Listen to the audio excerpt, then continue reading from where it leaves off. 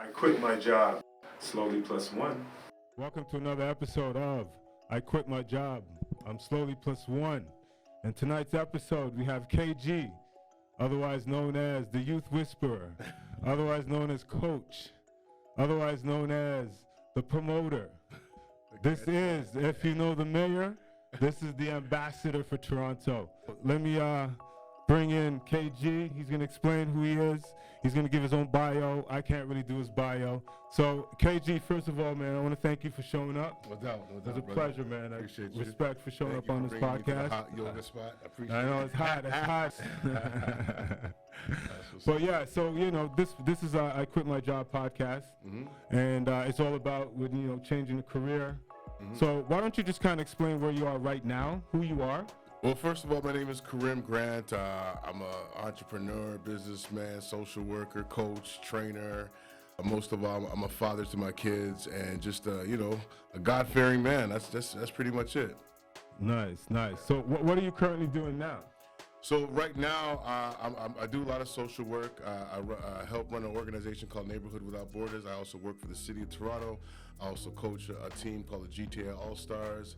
I also I have a company called Make It Happen Entertainment as well. So you're gonna see me sweating a little bit, ladies and gentlemen. It's very hot in this studio. Yeah. I don't know why he's not sweating. I'm not sweating because I'm a little bit He's used cool. to it. He's cool as a cucumber. I don't understand, but I want you to kind of explain that moment, man, when you kind of jumped into the unknown. It's like one of those I quit my job moments. So, I woke up one day and I was just like, man, I'm not in control of my life anymore. Oh. I was going to practice, studying my playbook.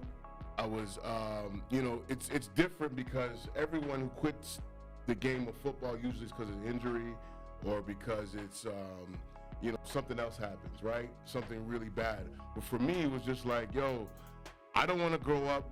I don't want my son growing up not knowing me.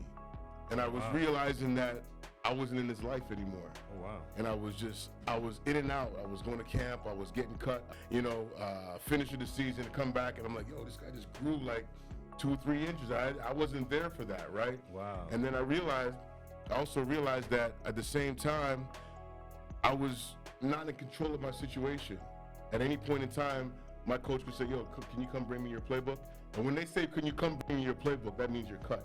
So how does that feel, man, when they say that? Like it's the worst feeling in the world. It's like somebody saying, okay, here's all the candy. You give a fat kid candy, right? All the candy you want, and then say, give it back to me after 5 minutes. You know what I'm saying? So it's one of the worst feelings in the world. You don't want to go through that. But I was just like, I don't want to have somebody else in control of my destiny. So I said, let me quit. Let me get something more stable.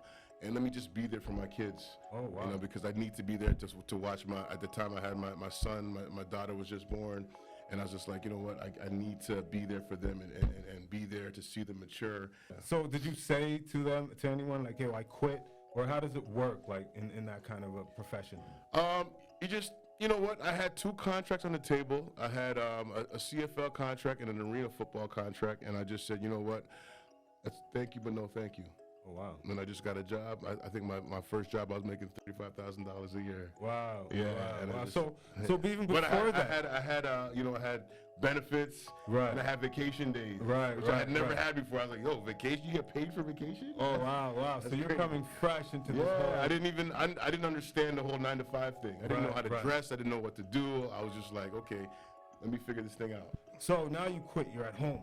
When was that moment to say, shit, what am I going to do next? Always like working with kids, like working with youth, like changing their trajectory and making sure that they have the best possible outcomes for their lives.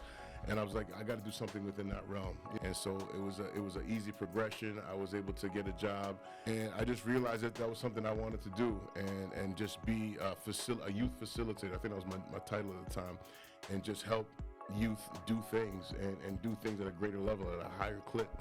I became a coach. Like, I would go to my son's games and watch these coaches coach, and I'd be like, man, these guys are terrible. Okay. These guys don't know the game. They don't know basketball. They don't know football. And so I actually became a basketball coach first. Oh, okay. And so that's what kind of got me into the whole coaching atmosphere.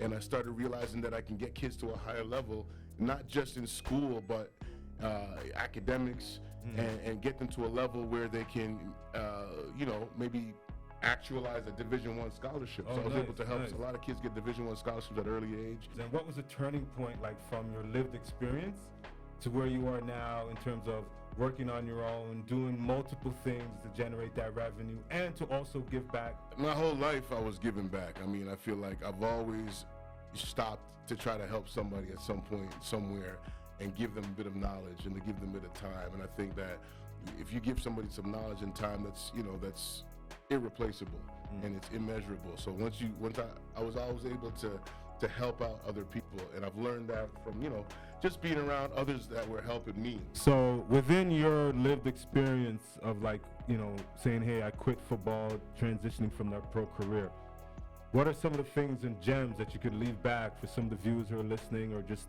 who you inspire in silent? You know, growing up, my dad used to always preach to me to read.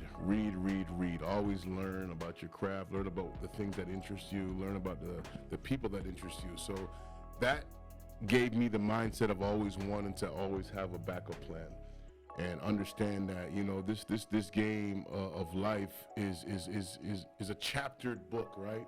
And there's different chapters in your book that you have to make work. And so the chapter of my life, you can call it, you know, my pro life, where I played professional football, and understand that, you know, once you flip that page, what's the next step?